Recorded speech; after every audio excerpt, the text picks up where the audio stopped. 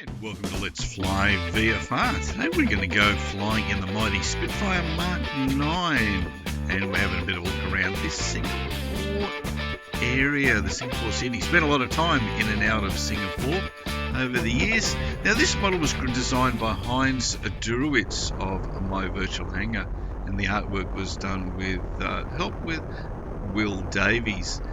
This is a magnificent aircraft, originally payware. The aircraft was released some time back now, September of 18, I understand. There is a number of different liveries here. So there's a Netherlands livery. There's one for J. Johnson, J. Eleanor, Lodi Klosman, and F.L. Flacy Gray. I'm sure they're probably quite famous aces that it's been delivered in. Now the sound work is really, really good, as you can hear. My flying isn't so great. These tailwheel aircraft are always a bit of a challenge. But we'll get it into the air. This is, I've only had a little time in this, but I thought this was a really great aircraft to show, really stalling it. So you have to be really gentle on these ones, guys, if you haven't flown tailwheel. The gear is narrow, that's why you get that wallowing around if you get too hard on the power. You need to ease the power in, you need to hold the stick back so you've got control with the tail wheel until you get enough authority. But doesn't that look magnificent? The sound is really good. And Singapore looks beautiful in the background, doesn't it? Look at that, look at the wings on that, just iconic. Nice to fly, it feels really good. So we're going to have a bit of fun with it around Singapore, I think. Do a few arrows and just get a feel for how the whole thing works, and then try and land it. These things are really a challenge. If you're looking for a challenge within your flying, it doesn't matter if you download the Spitfire or any other tailwheel aircraft. You know, you have the Stinson within the default aircraft. Get out and give it a go, because you'll need some rudders, honestly, to fly it really well. You need this because of it's because of where the center of gravity is, I think, within the aircraft. Now I might have got that wrong, but normally it's behind the main wheels. Anyway, it makes it a lot more stable. And once you change the wheel configuration and have the tail end at the back, moving those front wheels further forward makes it a lot more interesting. I'm going to tell you, you really feel the torque on it. So yeah, if you're taking off and landing, it's getting that tail wheel down reasonably quickly and holding the back stick so you hold it on the ground, so you have got some steering when you're doing it. But just banking it around. Now there are a few things with this. I have flown, there is another Spitfire and Hurricane combination running around on the AUG. Those ones you could actually fire the guns with, but I believe this one at the moment doesn't have guns firing or anything like that. So let's head down, let's try a few arrows and let's see how this thing, a little bit of a red out there as we push negative. Get some speed up and over we go on a barrel roll. It is really sluggish getting it off the ground as well, because once you get it going, once it's got some speed up, it's really happy. Doesn't it look fantastic? Up we go, got some contrails happening. Off those wingtips. And down we go. Now, if you're not real sure of the history, okay, it's a World War II aircraft, obviously. It really helped England save the day when it came to World War II. It stopped the invasion of the UK from Germany at the time, and although there were less of them, it became more iconic. The Hurricanes that were also there at the time, which were much more prevalent. There was a lot more Hurricanes than there were Spitfires. The Hurricanes were sent mainly to deal with the bombers, and because of the manoeuvrability of the Spitfire, it was sent primarily, as I understand it, to go fight the Focke-Wulf 190s and the ME 109s. Scenery is really excellent. It's all default scenery, guys, as well, if you're wondering. And around we go. Pulling some G's. This thing pulls plenty of G's.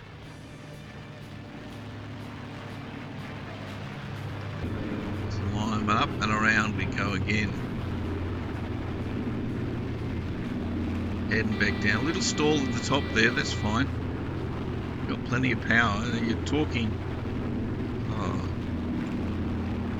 the old Merlin 70 had an enormous amount of power. I think we're 1700 horsepower or something in that sort of region. Now the Chectors are, in the current release, are 2048 pixels. There's got a bit of PBR when it comes to the internals of the graphics.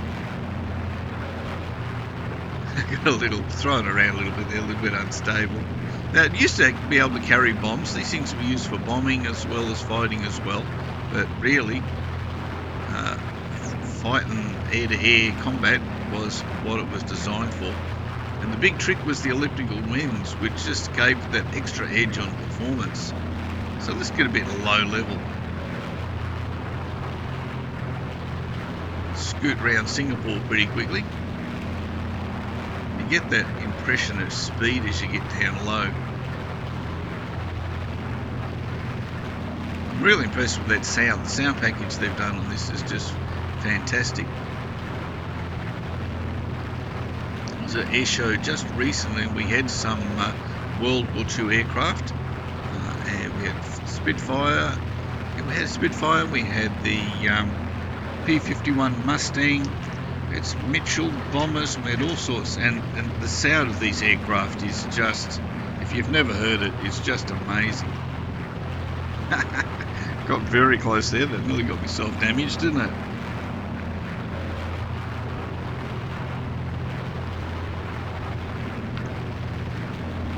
And the frame rates in this were really good as well, guys. And we're it sounds like we might actually be... Oh, underneath the bridge. Sounds like we might actually be getting some Vulcan released, according to Michael of X-Force PC, as I do this coming up to Christmas 2019.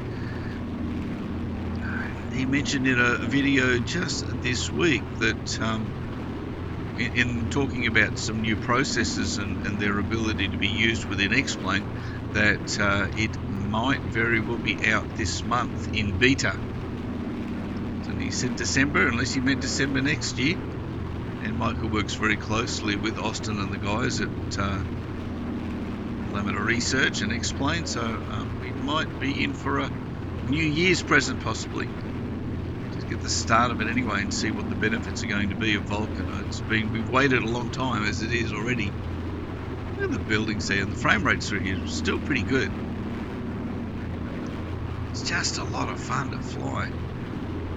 We've got a few more coming up as well, guys, so we've got some bigger aircraft to fly around, and there's a lot of fun aeroplanes just hiding around on xplane.org.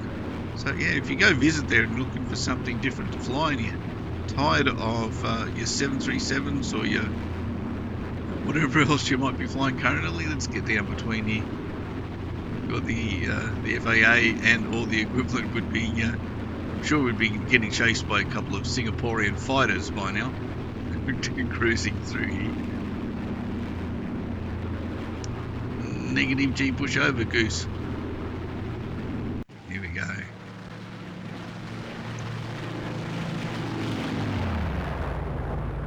Rolling back up again.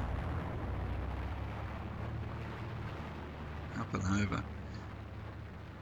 We got good animations on the flight controls flaps. They just separate from underneath. I think it's the Fowler flaps that come down. There's like part of the wing and then the bottom just opens up. So that all works well. As we head in and through the city again. We're going to try landing in a sec as well, guys. So you can always skip through to the end if you want, and we'll show you the landing. This is a lot of fun. You just need to get this thing. Up again. Let's get some G's on it. I was also amazed. I saw a video of the Gripen this week as well on another level. I was amazed to see that thing is rated to 12 Gs in combat. That is amazing. Doing a set of displays and just had the HUD footage. 12 Gs. That is just mind-numbing. Here we go, low level, stirring up the oh dear. I was having fun anyway. I really enjoyed making this, flying around. It'd be really good if you could do the combat with it. There is a combat setting, if you're not aware, guys, in X-Plane 11. You'll have people chasing you around, firing at you and launching missiles. Nice and smooth through there with the frames. I've got everything turned up pretty much to max. I think even my objects is either one short of max at the moment as we duck through the streets of Singapore. Looking forward to another visit to Singapore.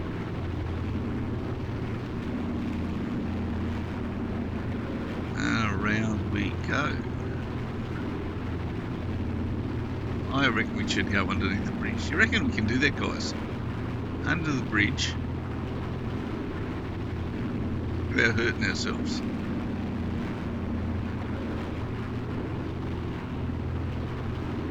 Turning around. Let's go back, have a look. Turning around. Got the G's. You can see the G meter there on the left-hand side there. We had about 6 G's on. Just to the left of the HUD controls there, or the gun sight. It's not a HUD back in this period. Yeah, there it is, that one. Alright, let's do a U and we'll come back underneath that one so we can do that without hurting ourselves. Got plenty of speed up. So looking at it, you've got the G meter, you can see just pulling up there. We just pulled about 4. You got your VSI, centre right. HSI, or your artificial horizon, that's the old version in the middle. Now I think that's speed to the left, altitude below it, and the other one, I never really understand this one. This is your rudder. This is telling you what your yaw is doing, maybe how much rudder you need to be inputting. Now we're going pretty quick. Let's try and get underneath this bridge. Oh, that didn't end up well, did it? Oh well, I guess it was never going to end good, was it? All right, well, let's go. We'll just do a landing and see how I go with that, because these are always a challenge. Oh dear. Oh well, food for the fishes. Okay, just on late final. We'll see how we go. Get your speed down now. You've got to get your speed down and then get your flaps out. If you put your flaps out too early and you're going too quick, I've had a bit of an issue with a few aircraft where I think the flaps have actually broken on one side and it just rolls over on you uncontrollably and you die. Here we go. Now you're trying to hit your 3-point, try and touch the main wheels and the rear wheel together, little bounce. I think there's another little bounce. We're steadying up, power off. Now we can see the stick's gone back. I've got that tail wheel nailed to the floor. That allows you to control it, otherwise just the torque from the massive amount of power and torque this aircraft has, you get spun all over the place, guys. There we go, just let it roll out, just leave it alone, because it'll bite you. Well, I hope you enjoyed that little flight with the Spitfire Mark 9. There'll be a link below. Go download it from the org if you would like, and have a bit of fun. Maybe you can get online and fly with your mates and have a bit of a belt round. So thanks for coming along. Again, as always, if you enjoy the video and the other videos we have in X-Plane on Let's Fly VFR, feel free to subscribe. Visit letsflyvfr.com if you're looking for any new toys and bits and pieces for your sim. And I will catch you back here very soon. Catch you again soon. Bye bye.